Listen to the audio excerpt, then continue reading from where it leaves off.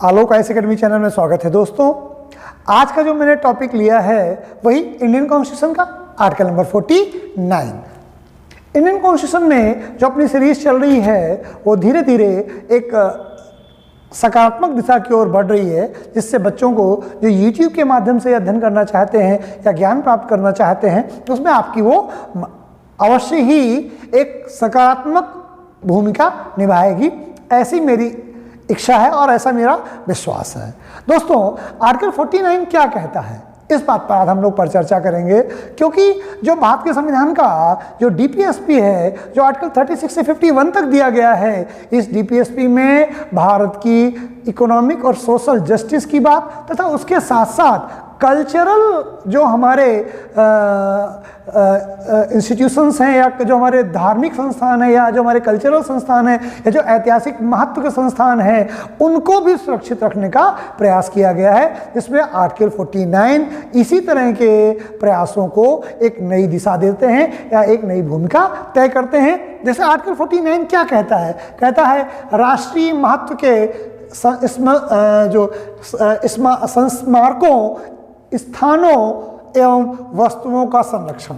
जो मॉन्यूमेंट्स हैं, जो बिल्डिंग्स हैं जो राष्ट्रीय महत्व की हैं, अब कोई भी बिल्डिंग कैसे राष्ट्रीय महत्व की होगी, उसके अलग अलग पैरामीटर्स हो सकते हैं, उसके लिए अलग अलग बिंदु हैं। जैसे अगर मैं बात करूं कानपुर में, तो उसमें से एक ऐतिहासिक जगह है भीतरगांव में गुप्तकालीन मंदिर, जो ईएसआई के प्रोटेक्शन में है, या तो वो क्योंकि प्राचीन संस्कृति की धरोहर को 5वीं शताब्दी में गुप्त काल का मंदिर है, भारत का इकलौता मंदिर है जो ईंटों से बना है और 5वीं शताब्दी का है और सुरक्षित है, इसलिए वो राष्ट्रीय महत्व का हो गया।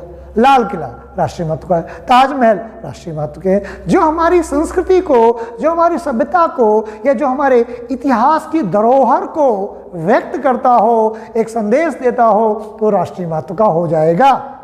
भीतरगांव एक छोटा सा मंदिर है, बट वो 1500 साल पुराना मंदिर है, गुप्तकालीन मंदिर है, तो वो हमारे राष्ट्रीय महत्व का हो गया। या मंदिरों में के अंदर रखी गई मूर्तियां, वो भी राष्ट्रीय महत्व के संस्मारक, न केवल मंदिर बल्कि उसके अंदर रखी गई मूर्तियां, क्योंकि जब वो बहुत पुरानी हो जाती हैं तो अंतर्राष्ट्रीय स्तर पर उनकी बहुत ज़्यादा डिमांड हो जाती है। ब्लैक मार्केटिंग, चोरी, उस चीज़ को रोकने के लिए भी भारतीय संविधान में आर्टिकल 49 का प्रावधान किया गया है। आर्टिकल 49 क्या कहता है, हमने पहले बताया कि राष्ट्रीय महत्व की बात को, क्योंकि ये बहुत महत्वपूर्ण है कि कोई चीज़ राष्ट्रीय महत्व की कैसे होगी। मैंने आपको बताया, तो कह रहे हैं राष्ट्रीय महत्व के संस्मारकों, जैसे कि लाल किला, ताजमहल वगैरह हो गया, या मुंबई का जो सीएसटी रेलवे स्टेशन है, राष्ट्रीय महत्व के संस्मारक शामिल है, या ऐसे बहुत सारे हो सकते हैं। तो राष्ट्रीय महत्व के संस्मारकों, स्थानों, कोई प्लेसेस है, जैसे आप मान लें कोई भी ऐसे प्लेसेस, जैसे बेड़ाघाट है, धुआंधार जलप्रपात है, वहाँ बेड़ाघाट भी है, इस तरह की कोई भी वो जगह जो बहुत इंपॉर्टेंट है, वो स्थान और वस्तुएं, कोई भी वस्तु जिसमें हम मूर्ति या भगवानों की मूर्ति को प्रमुख रूप से हम उदाहरण बनाते हैं, जिससे हमें समझ में आता है, उनके संरक्षण की व्यवस्था भारतीय संविधान के आर्टिकल 49 में की गई है। आर्टिकल 49 क्या कहता है इसमें, कि संसद द्वारा बनाई गई विधि, यानी जो भारत की पार्लियामेंट कोई विधि बनाती है या उसके अधीन राष्ट्रीय महत्व के घोषित किए गए कलात्मक या ऐतिहासिक अभिरुचि वाले प्रत्येक संस्थान या वस्तु का यथास्थिति लुंठन, विरूपण, व्ययन या निर्यात से संरक्षण करना राज्य की बाध्यता होगी।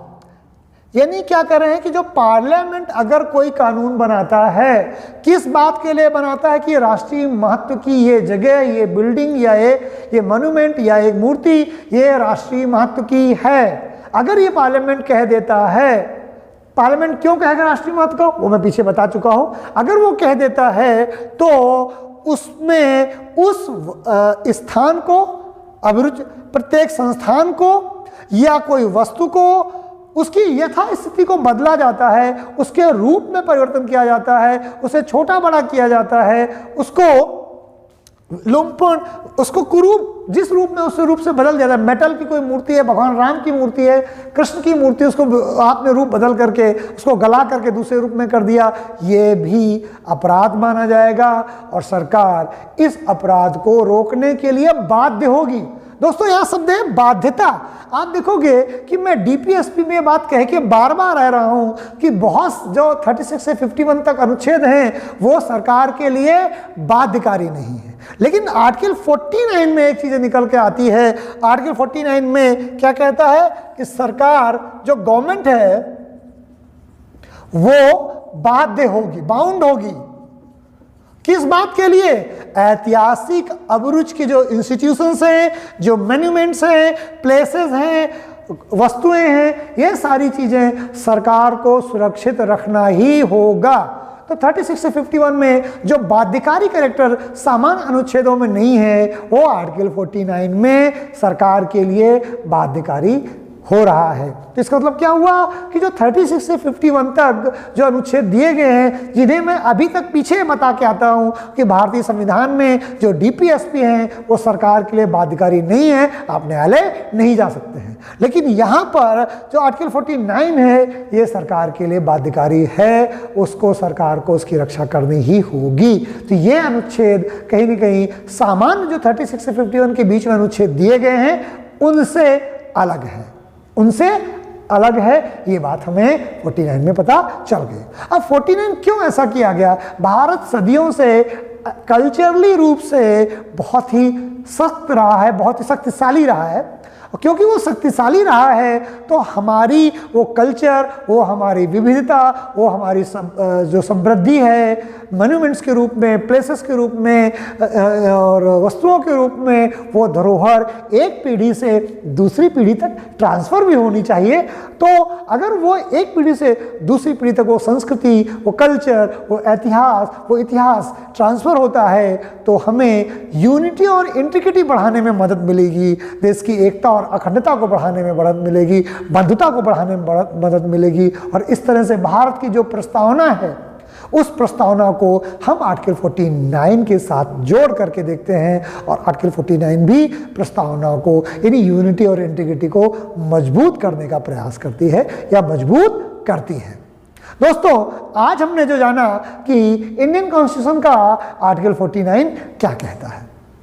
उम्मीद है कि आपको इंडियन कॉन्स्टिट्यूशन का जो आर्टिकल 49 है वो यह हेल्प कर रहा होगा कि किस प्रकार 49 जो आर्टिकल है वो भारतीय संविधान में उसकी डीपीएसपी के रूप में अपनी क्या प्रासंगिकता है, क्या उपयोगिता है।